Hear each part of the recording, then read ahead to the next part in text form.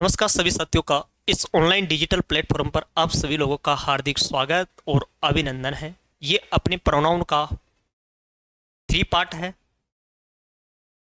2 part के अंतर्गत अपन ने पर्सनल प्रोनाउन की अपन ने बात की। पर्सनल प्रोनाउन के बाद हमने डिमॉन्स्ट्रेटिव प्रोनाउन की अपन ने बात कर ली। डिमॉन्स्ट्रेटिव प्रोनाउन के बाद रेसिप्रोकल प्रोनाउन की बात की। रेसिप्रोकल प्रोनाउन के बाद अपन ने कौन सा प्रोनाउन पढ़ा? आपने कहा सर हमने इनडेफिनेट प्रोनाउन पढ़ा, अर्थात हमने 4 प्रोनाउन की बात कर ली। आज हमारा 5वां प्रोनाउन है और उस प्रोनाउन का नाम है रिफ्लेक्सिव प्रोनाउन। कौन सा प्रोनाउन है? Reflexive pronoun. Reflexive pronoun. Reflexive pronoun की हम बात कर रहे हैं। अब हमें पता है कि रिफ्लेक्सिव प्रोनाउन बनाया कैसे जाता है, ये हमें पता करना है। अगर हम किसी भी वर्ड में क्या जोड़ दें, आप कहो दो किसी भी शब्द में अगर हम या तो सेल्फ जोड़ सकते हैं या किसी भी शब्द में हम क्या जोड़ सकते हैं, आप कहोगे सर हम सेल्वेज जोड़ सकते हैं।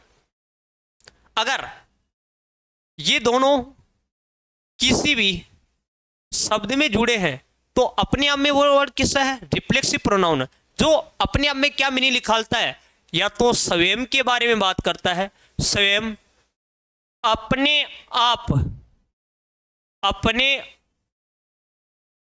आप या ये बात करता है, किसकी बात करता है? खुद की बात करता है। कौन करता है? रिफ्लेक्सिव प्रोनाउन बात करता है।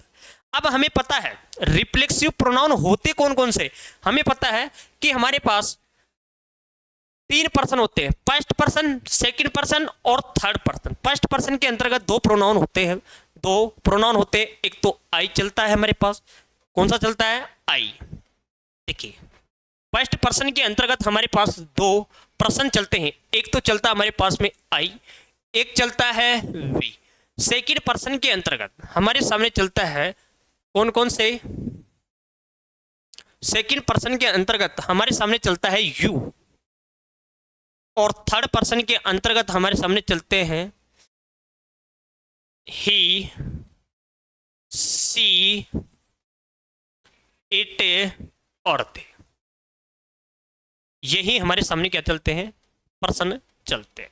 देखिए फर्स्ट पर्सन के अंतर्गत 2 पर्सनों की हम बात करते हैं, एक तो आई चलता है, एक वी चलता है। सेकंड पर्सन के अंतर्गत अगर हम बात करें तो कौन सा पर्सन चलता है? आप कहोगे सर यू चलता है। थर्ड पर्सन के अंतर्गत 3 पर्सन की बात होती है, ही, सी, इट और दे। अब ध्यान पूर्वक बात ये सुननी है कि हम रिफ्लेक्सिव प्रोनाउन पढ़ने जा रहे हैं। क्या पढ़ने जा रहे हैं? Reflexive pronoun. अब हमें इस चीज का पता होना चाहिए कि जब रिफ्लेक्सिव प्रोनाउन हम पढ़ रहे हैं तो इस आई का रिफ्लेक्सिव क्या होता है? आप कहोगे सर आई का रिफ्लेक्सिव होता है माई सेल्फ। क्या होता है? My self. वी की बात करें तो वी का रिफ्लेक्सिव होता है आवर सेल्वेज। क्या होता है? Our salvage. 2 पर्सन की बात हमारे सामने हो गई। सेकंड पर्सन के अंतर्गत यू है, यू का रिफ्लेक्सिव प्रोनाउन होता है योर सेल्फ, और एक चलता है योर सेल्वेज। दोनों ही चलते हैं योर सेल्वेज। थर्ड पर्सन की हम बात करते हैं ही का रिफ्लेक्सिव क्या होता है? आप कहोगे सर ही का रिफ्लेक्सिव होता है हिमसेल्फ। सी का रिफ्लेक्सिव होता है her self, her self. It का रिफ्लेक्सिव होता है इट सेल्फ,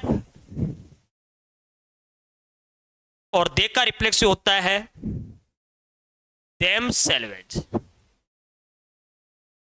देम सेल्वेज।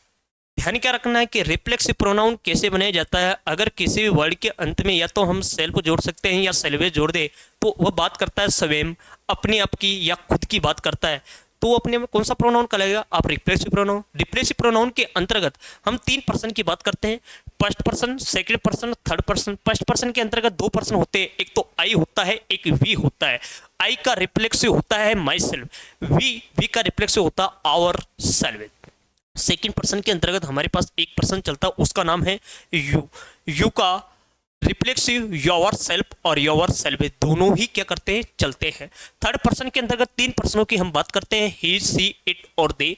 ही का रिफ्लेक्सिव होता है हिमसेल्फ, सी का रिफ्लेक्सिव होता है हर सेल्फ, इट का रिफ्लेक्सिव होता है इट सेल्फ और दे का रिफ्लेक्सिव होता है देमसेल्फ। ये चीज आपके सामने क्लियर हो गई होगी। ये चीजें हम फर्स्ट क्लास में पढ़ के आए। अब देखिए हम इस चीज का पता लगाए हैं इसे कि हम बात कर रहे हैं रिफ्लेक्सिव प्रोनाउन की। किसकी बात कर रहे हैं, रिफ्लेक्सिव प्रोनाउन की। रिफ्लेक्सिव प्रोनाउन की हम बात कर रहे हैं। अब हमें इस चीज का पता लगा कि जो रिफ्लेक्सिव प्रोनाउन है ये किसकी कमी को दूर करता है। आप कहोगे सर अगर हमारे सेंटेंस में ऑब्जेक्ट नहीं हो,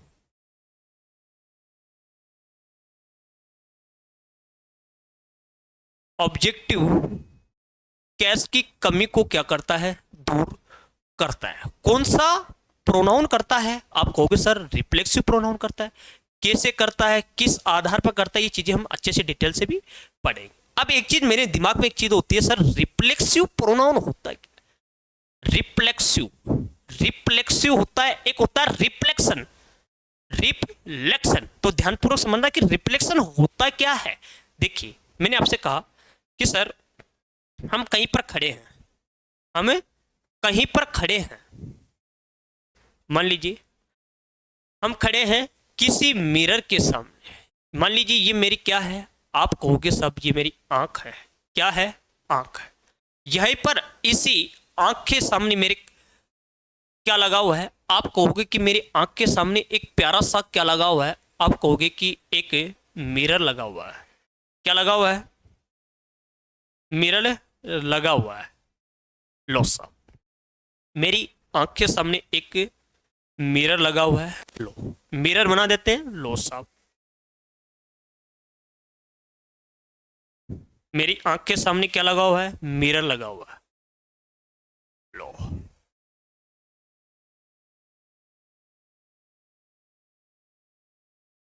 ये अपने आप में किस, ये मिरर हो गया साहब अपना।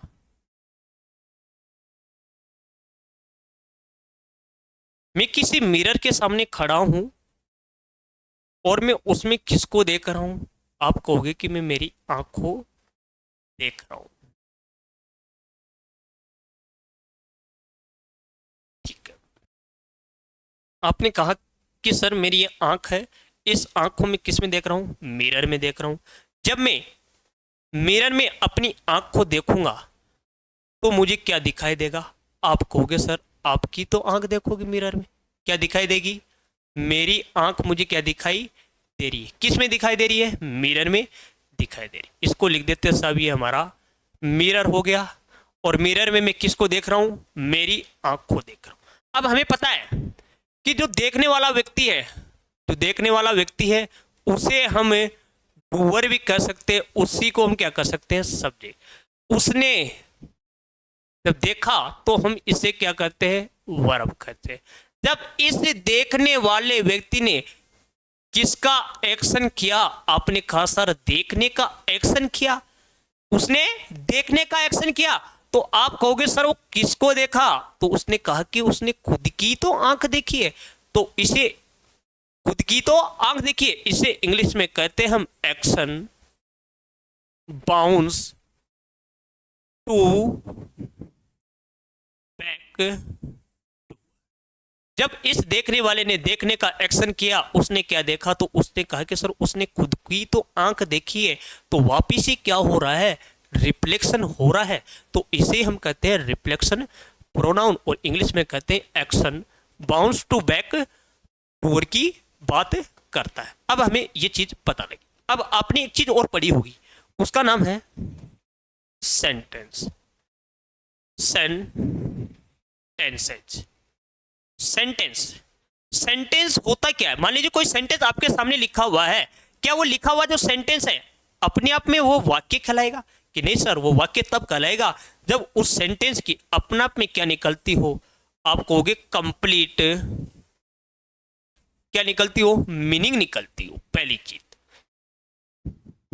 मीनिंग, कंप्लीट मीनिंग के साथ साथ ही जो सेंटेंस लिखा हुआ है उसका क्या होना चाहिए, आप कहोगे सर उसका स्ट्रक्चर, और स्ट्रक्चर को हम हिंदी में कहते हैं ढांचा।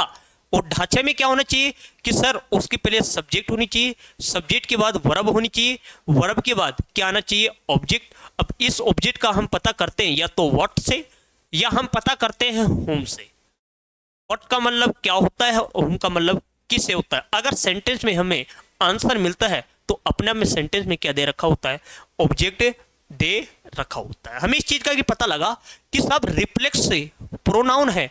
अगर हमारे सेंटेंस में ऑब्जेक्ट नहीं दे रखा है तो सब्जेक्ट के अकॉर्डिंग उसका क्या लगा देंगे, रिफ्लेक्सिव प्रोनाउन। जैसे फॉर एग्जांपल के लिए मैं कहूं मेरे दोस्त की, मेरे दोस्त की अच्छी है, तो व्हाट का आंसर हमें क्या मिला, क्या अच्छी है। आप कहोगे सर मेरे दोस्त की शक्ल अच्छी है। उस व्यक्ति ने ऐसा कहा कि साहब मेरे दोस्त की अच्छी है, क्या अच्छी है, आपने कहा सर शक्ल अच्छी है। मैं कहूं श्याम ने अपनी देखी, तो आप कहोगे व्हाट का आंसर हमें क्या मिला, क्या देखी। श्याम ने अपनी देखी, क्या देखी, फिर आप कहोगे सर शक्ल देखी। तो दोनों ही चीजें हमें इसी से मिल रही है। व्हाट का आंसर मेरे दोस्त की अच्छी है, क्या अच्छी है, आपने कहा सर शक्ल अच्छी है, व्हाट का हमें आंसर मिल रहा है। श्याम ने अपनी देखी, क्या देखी, आपने कहा सर व्हाट का आंसर हमें यह क्या मिल रहा है, शक्ल मिल रहा है। अब आपके सामने में रिफ्लेक्सिव प्रोनाउन से रिलेटेड कुछ सेंटेंस लिख रहा हूं। प्रत्येक सेंटेंस को ध्यानपूर्वक पढ़ना है कि सेंटेंस हमें क्या कहना चाहता है, उसके बाद में आपसे उसे कंसेप्ट बताने का प्रयास करूंगा। देखिए पहला सेंटेंस हमारे सामने लिखा हुआ है,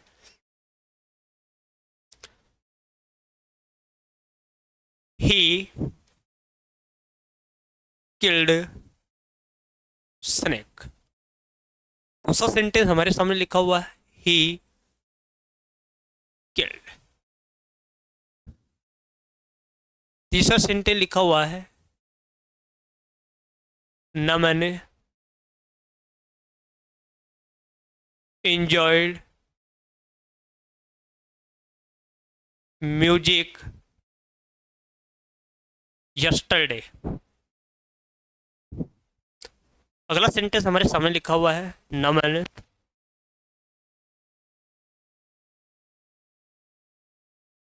enjoy yesterday।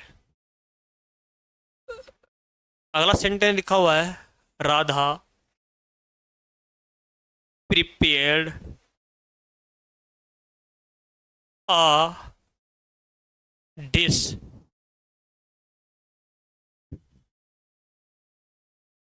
tomorrow। Last sentence हमारे सामने लिखा हुआ है, राधा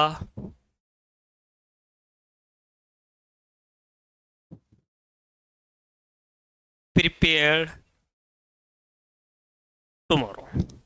देखिए आपके सामने ये लिखे हुए सेंटेंस है, ये रिफ्लेक्सिव प्रोनाउन से रिलेटेड है। अब ध्यानपूर्वक सेंटेंस को पढ़ना है। देखिए मैंने कहा ही नाम का कोई व्यक्ति है, उसने मारा है, क्या मारा है, आपने कहा सर ये हमें व्हाट का आंसर दे रहा है। तो लिखा हुआ जो सेंटेंस है अपने आप में सही है, क्लियर बात है। ही किल्ड, उसने मारा है। अब क्या मारा है, उसने मारा है और क्या मारा है, हमें कुछ भी इंस्ट्रक्शन नहीं दे रखा है, तो हम इस ही के अकॉर्डिंग इस ही का क्या लगा देंगे यहाँ पर, रिफ्लेक्सिव प्रोनाउन। और ही का रिफ्लेक्सिव प्रोनाउन क्या होता है हमें पता है, हिमसेल्फ। उसने मारा है, और किसको मारा है, स्वयं को मारा है, स्वयं को मारा है। क्लियर बात हो गई, ठीक है। नमन नाम का एक व्यक्ति है, उसने इंजॉयड किया, क्या इंजॉय किया, क्या इंजॉयड किया, आपने कहा सर म्यूजिक इंजॉय किया। तो व्हाट का हमें आंसर मिल रहा है। बिल्कुल जो लिखा हुआ जो सेंटेंस है अपने आप में सही है। नमन नाम का व्यक्ति है, उसने इंजॉयड किया। अब क्या इंजॉयड किया हमें पता ही नहीं, तो आप कहोगे सर इस नमन के हिसाब से हम नमन के लिए क्या प्रोनाउन यूज करते हैं, ही यूज करते हैं। ही के हिसाब से यहाँ पर उसका क्या लगा देंगे, हिमसेल्फ लगा देंगे, यानी उसका रिफ्लेक्सिव लगा देंगे, अर्थात उसने स्वयं को ही क्या किया है, इंजॉय किया है। क्लियर बात हो गई। अगला सेंटेंस हमारे सामने लिखा हुआ है, राधा नाम की एक लड़की है, उसने प्रिपेयर किया है। क्या प्रिपेयर किया? आपने कहा सर हमें वोट का आंसर मिला है, एक डिश उसने प्रिपेयर्ड की है। क्लियर बात है। मैं कहूं भाई राधा नाम की एक लड़की है, उसने प्रिपेयर किया। क्या प्रिपेयर किया? हमें वोट का आंसर नहीं मिल रहा है, तो इस राधा के लिए हम क्या प्रोनाउन यूज करते हैं? आप कहोगे सर हम सी करते हैं, तो इसके बाद यहाँ पर उसका क्या लगा देंगे? Reflexive pronoun. और रिफ्लेक्सिव प्रोनाउन क्या लगा देंगे? Her self. क्लियर हो गया होगा। ऐसे सेंटेंस हमारे रिफ्लेक्सिव प्रोनाउन से आते हैं और हमें इन चीजों का ध्यान रखना चाहिए। अब देखो एक चीज मैं आपके सामने लिख रहा हूं, देखिए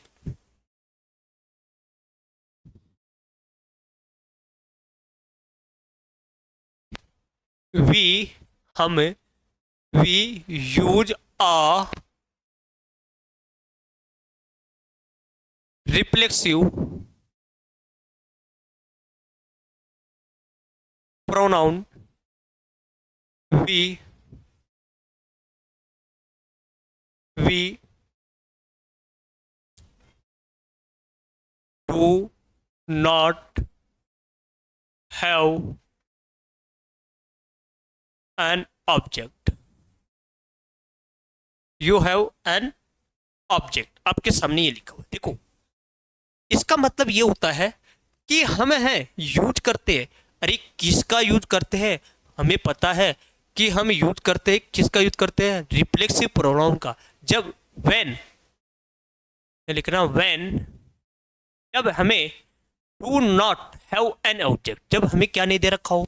ऑब्जेक्ट नहीं दे रखा हो, तो हम क्या यूज करते हैं? रिफ्लेक्सिव प्रोनाउन का यूज करते हैं। अब मैं आपके सामने कुछ वर्ब लिख रहा हूं, उन वर्ब के बाद में हमेशा क्या चलता है? रिफ्लेक्सिव प्रोनाउन यूज करते हैं। जैसे आपके सामने लिखा हुआ है, जैसे kill, enjoy, average, revenge, admit, adjust, reconcile,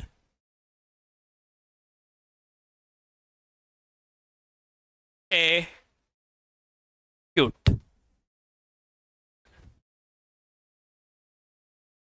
introduce, reward, award, pride और राइट। ये आपके सामने लिखी हुई, ध्यानपूर्वक पढ़ना कि ये जितने भी वर्ब लिखी हुई है इनके बाद हमेशा हम क्या लगाते हैं? रिफ्लेक्सिव प्रोनाउन लगाते हैं। क्लियर बात हो गई। देखिए पहली वर्ब है किल। किल का मतलब होता है कि मारना। एंजॉय का मतलब होता है आनंद लेना। इस एवरेज और रिवेंज का मतलब दोनों का एक ही मतलब होता है कि किसी भी व्यक्ति से क्या लेना साहब? बदला लेना। एवरेज और रिवेंज दोनों का मतलब होता है कि बदला लेना। एडमिट का मतलब होता है स्वीकार करना। एडजस्ट और रिकंसाइल इन दोनों का मतलब होता है किसी भी व्यक्ति से हम क्या बिठाते हैं? जैसे तालमेल बिठाना। एडमिट सॉरी एडजस्ट और रिकंसाइल का मतलब होता है कि तालमेल बिठाना। एक्यूट का मतलब होता है अच्छे से पेश होना। इंट्रोड्यूस का मतलब होता है प्रस्तावित होना। क्या होना? प्रस्तावित। रिवर्ड और आवर्ड दोनों का मतलब होता है इनाम आप कह सकते हो, पुरस्कार आप कह सकते हो। प्राइड यानी अच्छे से किसी भी व्यक्ति के सामने पेश होना। और राइड का मतलब होता है किसी व्यक्ति की यानी मुसीबत में किसी व्यक्ति से बहुत दूर चले जाना, उसे हम किसका प्रयोग करते हैं? राइड का प्रयोग करते हैं। अब मैं आपके सामने दो वर्ब आपके सामने लिख रहा हूं। एग्जाम की दृष्टि से दोनों वर्ब बहुत इंपॉर्टेंट है। देखिए पहली वर्ब है हमारे सामने अवेल, अवेल। दूसरी एयर वर्ब है हमारे पास में एब्सेंट। दोनों वर्ब बहुत एग्जाम की दृष्टि से बहुत इंपॉर्टेंट है। कैसे इंपॉर्टेंट है? देखिए मैं आपसे कह रहा हूं कि अवेल, अवेल के बाद हम क्या लगाते हैं? आपने कहा सर हम इसके बाद में रिफ्लेक्सिव प्रोनाउन तो लगाते हैं, रिफ्लेक्सिव प्रोनाउन। और इसी के बाद भी हम क्या लगा रहे हैं? रिफ्लेक्सिव प्रोनाउन लगा रहे हैं। क्लियर बात हो गई है भाई।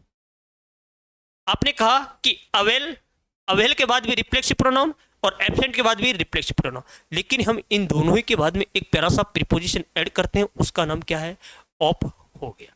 अवेल का मतलब होता है कि अवेल का मतलब होता है फायदा उठाना।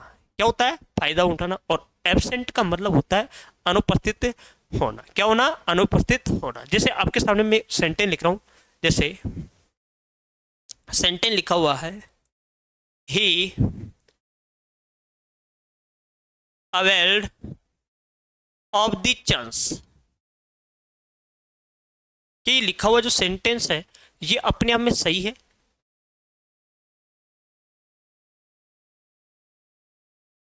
दूसरा सेंटेंस है, सी एब्सेंटेड इन क्लास लास्ट वीक। दो सेंटेंस आपके सामने लिखे हुए हैं, दोनों सेंटेंस को ध्यानपूर्वक पढ़ना है कि लिखा हुआ जो सेंटेंस है अपने आप में समय देखिए। आपने कहा ही और सी, दोनों सेंटेंसों के किसका काम कर रहे हैं, सब्जेक्ट का काम कर रहे हैं। ही के बाद अवेल्ड और सी के बाद क्या रहा है, एब्सेंट। हमने दोनों को ही अभी इंपॉर्टेंट लगा के पढ़ा है कि इनके बाद यहां पर क्या लगा देंगे हम, रिफ्लेक्सिव प्रोनाउन। ही का रिफ्लेक्सिव यहां लगा देंगे हम हिमसेल्फ। क्या लिख देंगे, हिमसेल्फ। क्लियर बात होगी। हिमसेल्फ के बाद हमारे पास क्या लगा हुआ है, प्रीपोजिशन। लेकिन इस सी और सी के बाद एब्सेंटेड के बाद भी इसका क्या लगा देंगे, रिफ्लेक्सिव प्रोनाउन। तो यहां पर क्या लगा देंगे, आपने कहा सर हर सेल्फ लगा देंगे। और हर सेल्फ के बाद हम क्या लिखेंगे, ऑफ। क्या लिखेंगे, हर सेल्फ के बाद में ऑफ। यहां पर हम ऐड कर देंगे कि अवेल आए या एब्सेंट आए, दोनों के बाद हमें क्या लगाना है। आपने कहा सर हमें इनका रिफ्लेक्सिव प्रोनाउन लगाना, और रिफ्लेक्सिव प्रोनाउन के बाद हम इनके साथ एक प्यारा सा प्रीपोजिशन ऐड कर देंगे। अब आपने कहा कि सर हम यूज करते हैं, किसका यूज करते हैं, रिफ्लेक्सिव प्रोनाउन का, जब हमें सेंटेंस में क्या नहीं दे रखा हो। आपने कहा सर हमें सेंटेंस में एक ऑब्जेक्ट नहीं दे रखा हो, तभी हम क्या लगाते हैं, रिफ्लेक्सिव प्रोनाउन। और आपने कहा सर ये कुछ वर्ब है, इन वर्ब के पीछे हम हमेशा क्या लगाते हैं, रिफ्लेक्सिव प्रोनाउन। लेकिन मैं आपसे कहूं कि भाई कुछ वर्बें ऐसी हैं जो कभी भी रिक्वायर नहीं करती है। किसकी रिक्वायर नहीं करती, आपने कहा सर रिफ्लेक्सिव प्रोनाउन को, तो वो वर्ब कौन कौन सी है, तो ध्यानपूर्वक पढ़ना। देखिए मैंने कहा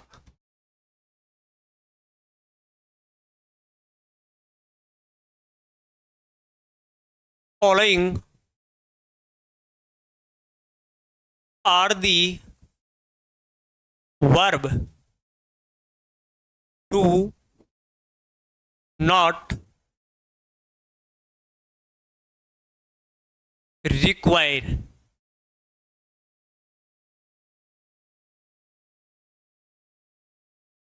रिफ्लेक्सिव। कुछ वर्ब ऐसे है जो कभी भी क्या रिक्वायर नहीं करती, आपने कहा सर रिफ्लेक्सिव प्रोनाउन यूज नहीं करती। यानी उन वर्ब के पश्चात हम कभी भी रिफ्लेक्सिव प्रोनाउन नहीं लगाते। अब कौन कौन सी ऐसी वर्ब है जिनके बाद हम रिफ्लेक्सिव प्रोनाउन लगाते, जैसे मैंने कहा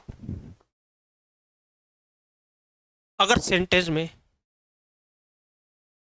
start, stop, hide, clean, dress और save,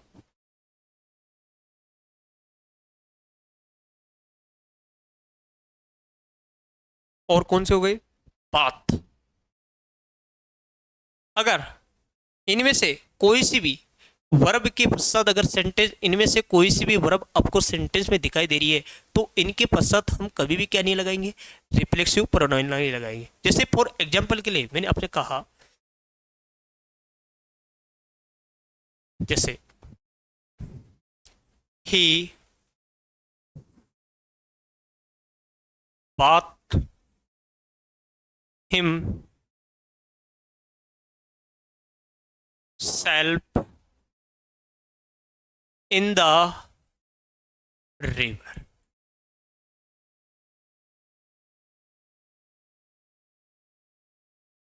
Karan hide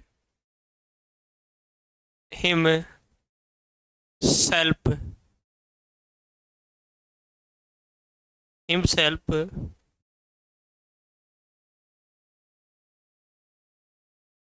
behind a house. एक चीज ये लिखी हुई है। फिर मैंने कहा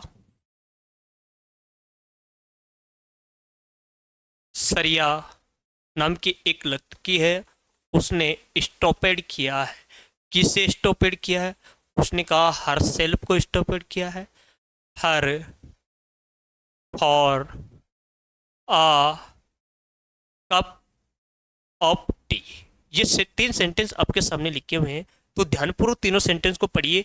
जो कंसेप्ट आपको बताया गया वो कंसेप्ट मिल भी रहा है नहीं मिल रहा? सर आपने कहा कि कुछ वर्ब ऐसी है जिनके पश्चात हम कभी भी क्या नहीं लगाएंगे, रिफ्लेक्सिव प्रोनाउन हम नहीं लगाएंगे, क्योंकि वो वर्ब ऐसा चाहते हैं कि हमारे पश्चात कभी भी रिफ्लेक्सिव प्रोनाउन नहीं आए। कौन कौन सी वर्ब है? आपने कहा सर स्टार्ट हो गई, स्टॉप हो गई, हाइड हो गया, क्लीन, ड्रेस, सेव और बात। अगर इनमें से सेंटेंस के अंतर्गत कोई भी वर्ब आ रही है, अगर इस वर्ब के पश्चात सब्जेक्ट के अकॉर्डिंग अगर रिफ्लेक्सिव प्रोनाउन आ रहा है तो बिल्कुल क्या है, गलत है। देखिए मैंने कहा सब हमारे सब सेंटेंस में क्या गई, बात क्या गई, ये अपने आप में क्या है, वर्ब। इस वर्ब के पश्चात हमने क्या लगाया, रिफ्लेक्सिव प्रोनाउन लगाया है, ये बिल्कुल क्या हो जाएगा, सब गलत हो जाएगा। सेंटेंस में मिला अपने हाइड। अब हाइड के हिसाब से करण, करण के लिए हम प्रोनाउन क्या यूज करते हैं, ही करते हैं। अब ही के हिसाब से हमें क्या नहीं लगाना है, यहां पर रिफ्लेक्सिव प्रोनाउन नहीं लगाना, क्योंकि ये वर्ब ऐसी है कि हम कभी भी क्या नहीं चाहते, हमारे पीछे रिफ्लेक्सिव प्रोनाउन नहीं चाहते। स्टॉपेड अपने आप में क्या है, वर्ब है, और इस वर्ब के पश्चात जैसे सरिया है, और सरिया के लिए हम क्या प्रोनाउन यूज करते हैं, सी। तो सी के अकॉर्डिंग यहाँ पर जो हर सेल्फ आ रखा है ये बिल्कुल क्या हो जाएगा, सब गलत हो जाएगा, क्योंकि ये वर्ब ऐसे है कि इनके पश्चात कभी भी हम रिफ्लेक्सिव प्रोनाउन नहीं लगाएंगे। बिल्कुल ये चीज आपको याद रखनी है। क्लियर बात हो गई? ये हमारा रिफ्लेक्सिव प्रोनाउन खत्म हो गया। अगला प्रोनाउन हमारे सामने आता है और उसका नाम है, देखिए अगला प्रोनाउन हमारे सामने आता है, उसका नाम है डिस्ट्रीब्यूटिव प्रोनाउन।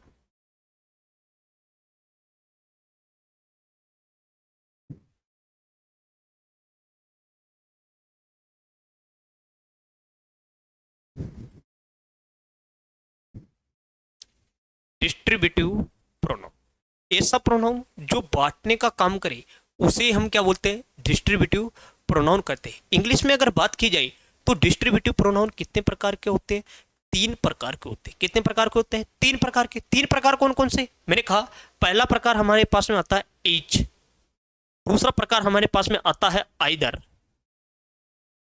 और तीसरा प्रकार हमारे पास में आता है नाइदर। तीन ही डिस्ट्रीब्यूटिव हमारे पास में क्या चलते हैं, प्रोनाउन चलते हैं। तीनों की एक इंडिविजुअल क्वालिटी होती है, तीनों ही प्रोनाउन की क्या होती है, अलग अलग क्वालिटी होती है। ईच की बात करो, चाहे हम आइदर की बात करें, चाहे नाइदर की बात। अब ध्यानपूर्वक सुनना है कैसे इंडिविजुअल क्वालिटी होती है। मैंने कहा साहब ईच है, ईच एक ऐसा प्रोनाउन है जो ऐसा कहता है कि साहब मेरे सामने जितने भी लोग हैं उपस्थित है उनमें से कितने व्यक्तियों की बात करता है, एक व्यक्ति की। अर्थात हम कह सकते हैं one out of the given, one out of the given की बात करता है। क्लियर बात हो गई? One out of the given की बात करता है। क्लियर हो तो मैं कहता हूं आइदर ऐसा कहता है कि मेरे सामने दो व्यक्ति है। कितने व्यक्ति है, दो। दो में से कितने व्यक्तियों की बात करता है, एक व्यक्ति की। कौन सा प्रोनाउन, आइदर। तो आप कह सकते हो one out of the given, one out of the given, given two, अर्थात दो व्यक्तियों में से एक व्यक्ति की बात करता है। कौन सा प्रोनाउन करता है, आप कह दोगे आइदर करता है। जब नाइदर कहता है, ये कहता है कि भाई मैं one out of the given, one out of the given, कि भाई मैं किसी भी व्यक्ति की क्या नहीं करता हूं, बात ही नहीं करता हूं, किसी भी व्यक्ति की बात ही नहीं करता हूं। तो कौन सा प्रोनाउन हो गया, आपने कहा सर नाइदर हो गया। ईच की बात करो, चाहे आइदर की बात करो, चाहे नाइदर की बात करो, जब सभी व्यक्ति एक ही व्यक्ति की बात करते हैं तो हमें इस चीज का पता होना चाहिए कि हम इनके साथ में आने वाली अब हेल्प वर्ब भी कैसी आ जाएगी। आप कहोगे इनके साथ हम हेल्प वर्ब लगा देंगे, सिंगुलर हेल्पिंग वर्ब। क्लियर बात हो गई? इस चीज का ध्यान रखना। एक चीज और ध्यान रखनी है कि सर जो ईच लिखा हुआ है, आइदर लिखा हुआ है, नाइदर लिखा हुआ है, ये तीनों ही जो प्रोनाउन है ये कौन से प्रोनाउन है? आप कहोगे सर ये कॉमन प्रोनाउन है, कॉमन नाउन, सॉरी कौन से नाउन है, कॉमन नाउन है। अब कॉमन नाउन है तो हमें पता है, हम उस टाइम पे नाउन की क्लास में पढ़ के आए हैं कि प्रायोरिटी रूल के हिसाब से हम मैस्कुलिन को पहले प्रायोरिटी देते हैं।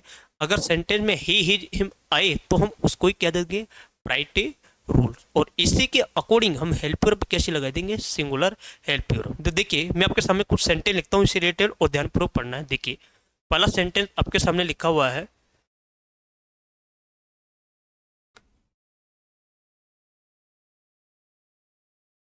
each are given duties। दूसरा सेंटेंस लिखा हुआ है, either can be use the here durability. प्रत्येक सेंटेंस को ध्यानपूर्वक पढ़िए, सेंटेंस क्या करना चाहता है। तीसरा सेंटेंस लिखा हुआ है, नाइदर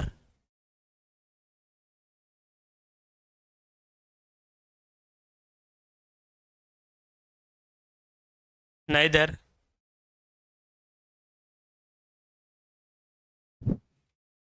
हैव नॉट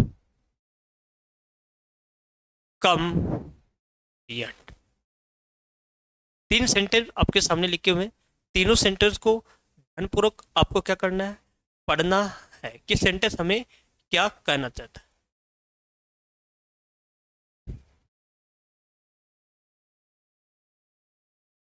देखिए आपने कहा सर ईच की बात करूं, चाहे आइदर की बात करूं, चाहे नाइदर की बात करूं, अर्थात मैं इन तीनों की जब बात करता हूं तो ये कॉमन जेंडर है।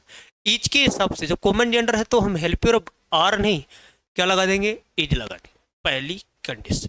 मैंने कहा साहब either can be use their durability, तो दीहर तो अपने आप में प्लूरल प्रोनाउन है, तो इसकी जगह में अगर मैस्कुलिन को प्रायोरिटी दूंगा तो क्या लगाओगे, हिज लगा देंगे। नाइदर हैव, नाइदर और नाइदर के साथ में हेल्प वर्ब कैसी आती है, अपने कहा सर सिंगुलर हेल्प वर्ब आती है। तो क्लियर बात हो गई कि हम इन तीनों की बात करते हैं कि चाहे सेंटेंस में ईच आए, चाहे आइदर आए, चाहे नाइदर आए, और इन तीनों के साथ में हेल्प वर्ब कैसे चलती है, सिंगुलर हेल्प वर्ब चलती है। अब इसी से रिलेटेड मैं कुछ आपके सामने और सेंटेंस लिखता हूँ, प्रत्येक सेंटेंस को पढ़ने का काम करना। देखिए मैंने कहा, देखिए पहला सेंटेंस है, each brought their, sorry,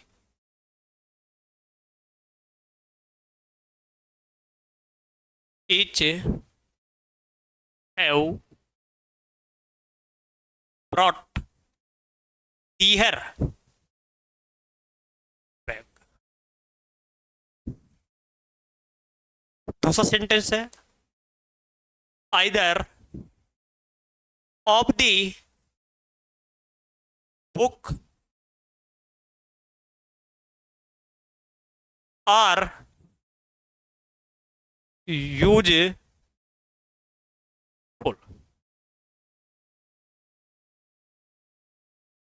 तीसरा सेंटेंस है, either of the two boy, either of the two boy are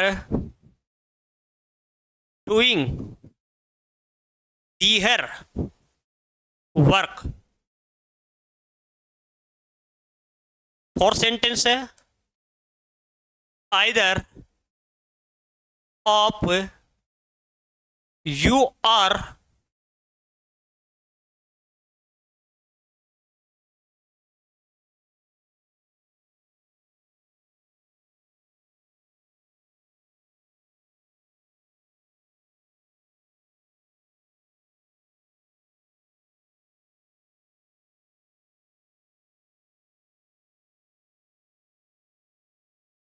are going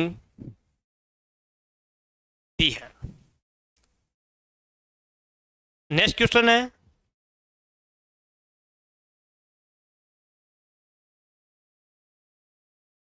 both have done their project.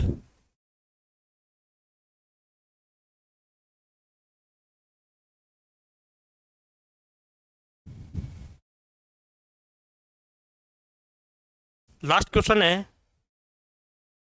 both of the boy both of the boy were not seen there. Sentence को ध्यानपूर्वक पढ़ना है कि sentence हमें क्या करना है। देखो पहला सेंटेंस आपके सामने लिखा हुआ है each have brought their, each have brought their bag. पहला सेंटेंस आपके सामने लिखा हुआ है। नेक्स्ट सेंटेंस आपके सामने लिखा हुआ है either either of the book are useful. Next sentence है either of the two boy are doing their work. Next sentence है either of you are going there. Next sentence है both have done their project. और last sentence है both of the boy were not seen their room. ये लिखे हुए। अब concept ध्यानपूर्वक समझने का प्रयास करना कि कंसेप्ट हमें क्या करना चाहता है। देखिए मैंने कहा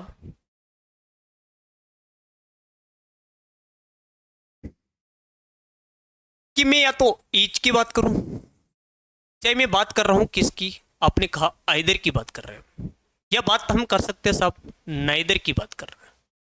तो हमें पता है कि इनके साथ में तीनों के साथ में हेल्प वर्ब कैसे लगा रहे हैं, सिंगुलर हेल्प वर्ब। जब सिंगुलर हेल्प वर्ब लगा रहे हैं तो सिंगुलर ही क्या लगा देंगे, आपने कहा सर हम इनके साथ में प्रोनाउन यूज कर देंगे, यानी ही, हिज और हिम यूज कर देंगे। क्लियर बात होगी पहली कंडीशन। फिर मैंने आपसे कहा कि सर या तो मैं ईच की बात करूं, चाहे मैं आइदर की बात करूं, चाहे मैं बात कर रहा हूं नाइदर की बात कर रहा हूं, अगर इनके पश्चात इन तीनों में से अगर किसी में भी एक के साथ में प्यारा सा प्रीपोजिशन ओप आ जाए, ओप के बाद आने वाला क्या आ जाए साहब, नाउन हो सकता है। नाउन हो सकता है या आपने कहा साहब प्रोनाउन भी तो हो सकता है। दोनों ही नाउन और प्रोनाउन दोनों ही कैसे होने चाहिए, आपने कहा सर प्लूरल होनी चाहिए। लेकिन ईच आइदर और नाइदर की वजह से हेल्प वर्ब कैसी, सिंगुलर हेल्प वर्ब, और प्रोनाउन भी सिंगुलर, यानी हम क्या लगा देंगे, ही लगा देंगे, हिज लगा देंगे या हिम लगा देंगे। कोई दिक्कत नहीं है अगर ये चीज हो पा रही है तो। दो कंडीशन आपके सामने हो चुकी है। तीसरी कंडीशन मैंने कहा कि सर हमारे साथ में वाक्य में बोथ आ जाए तो बोथ के साथ हमेशा help verb plural helping verb, और इसके साथ में चलने वाला जो प्रोनाउन है, यानी इसके साथ चलने वाला जो प्रोनाउन है योगी प्लूरल प्रोनाउन, हम क्या लगाते हैं, बिल्कुल क्लियर बात होगी। मैंने कहा सर अगर सेंटेंस में हमारे साथ क्या आ जाए, बोथ, बोथ और बोथ के साथ में हमारे सेंटेंस में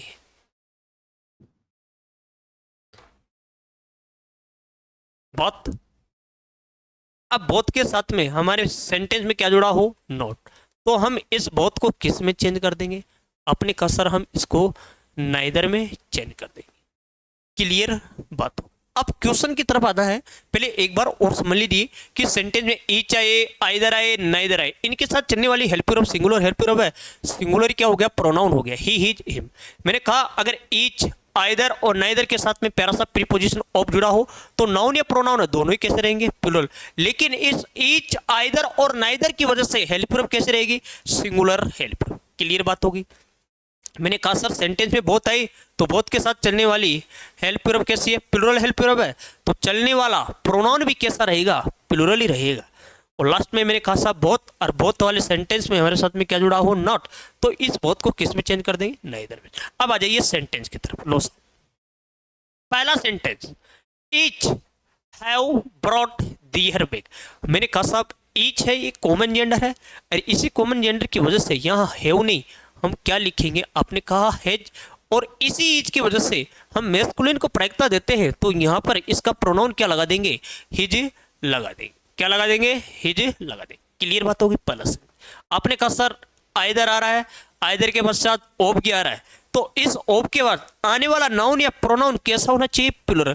तो बुक नहीं, इस बुक में हम क्या जोड़ देंगे, आपने कहा सर एस जोड़ देंगे। लेकिन इस आइदर की वजह से यहां पर आर नहीं, इस आर की जगह हेल्प वर्ब क्या लगाओगे, इज लगाओगे। क्लियर बात हो गई, चीज समझ में आ गई। नेक्स्ट क्वेश्चन आप देखिए, सेंटेंस में आइदर चल रहा है, आइदर के साथ में ऑफ चल रहा है, ऑफ के बाद में टू बॉय, यानी ऑफ के बाद में चलने वाला चाहे नाउन हो चाहे प्रोनाउन हो, दोनों ही कैसे होने चाहिए, प्लूरल। तो बॉय नहीं, इसमें क्या जोड़ देंगे, एस जोड़ देंगे। और इसी आइदर की वजह से हम यहां पर आर नहीं क्या लगा देंगे, इज लगा देंगे।